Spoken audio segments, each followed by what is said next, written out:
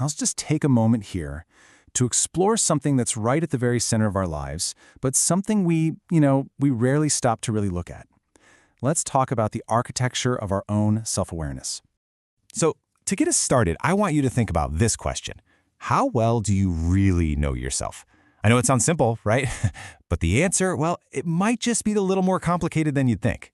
And look, it's totally natural. Most of us go through life feeling like we have a pretty good handle on who we are. We know our favorite food, the kind of movies we like, what makes us laugh. We feel like we have a solid sense of our own identity. But here's where it gets really interesting. There's a huge difference between just knowing our preferences, the surface level stuff, and truly understanding our patterns. Understanding is so much deeper. It's all about the why we react the way we do, why certain things just get under our skin. And this deeper level of understanding, this real self-awareness, it's actually a lot more rare than you'd think. It's not something we're just born with, and it turns out there's a really good reason why. So, here's the key thing to get. Your brain's #1 job isn't to give you this perfectly honest, crystal clear picture of yourself. Nope, its main job is to protect you, to keep you feeling safe and comfortable. And to do that, it kind of acts like a filter. It softens truths that might be a little tough to face, it finds these clever ways to justify our actions, and it creates these neat little stories, explanations that just feel right. It's all about making sure our self-image and our actions feel like they line up, even if it has to, bend the truth a bit to make it happen. Okay, here's a perfect example. I think we can all relate to this one.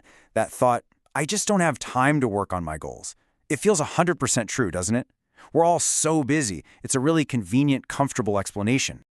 But what happens if we just gently push past that first reason? What if we ask ourselves, okay, but is it really about a lack of minutes in the day? Because a lot of the time, underneath that simple story about time, there's something else going on. Maybe it's a fear of feeling, or maybe you just don't have the emotional energy. Or maybe it's just that deep, nagging uncertainty of not even knowing where to start. And those feelings, they're a whole lot more uncomfortable than just being busy. And this is exactly why so many of us feel stuck sometimes. We're busy trying to solve the problem on the surface. I need more time. But we're not even seeing the real hidden reasons that are actually holding us in place. So, how do we get unstuck? Well, the path isn't about finding more hours in the day or just forcing more motivation.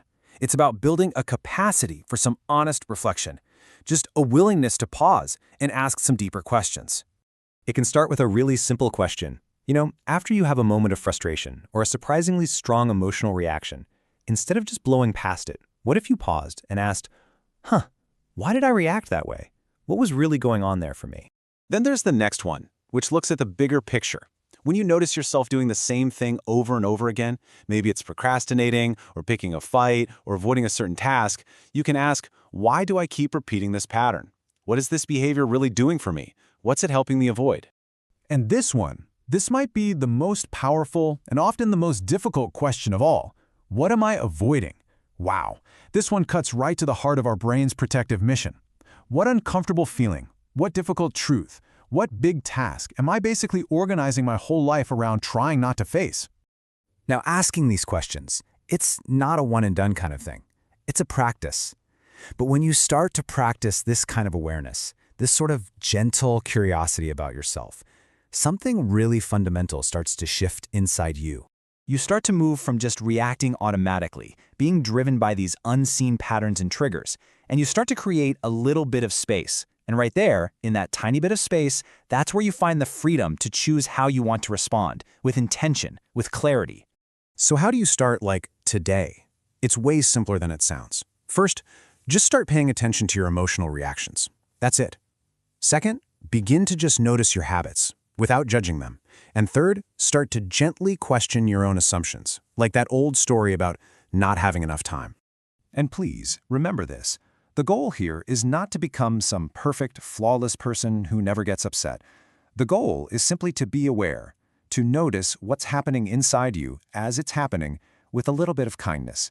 Because at the end of the day, that's all this practice is really about. It's the simple gift of slowing down just for a moment, just long enough to actually see yourself with a little more clarity. Thank you for taking this time for yourself today.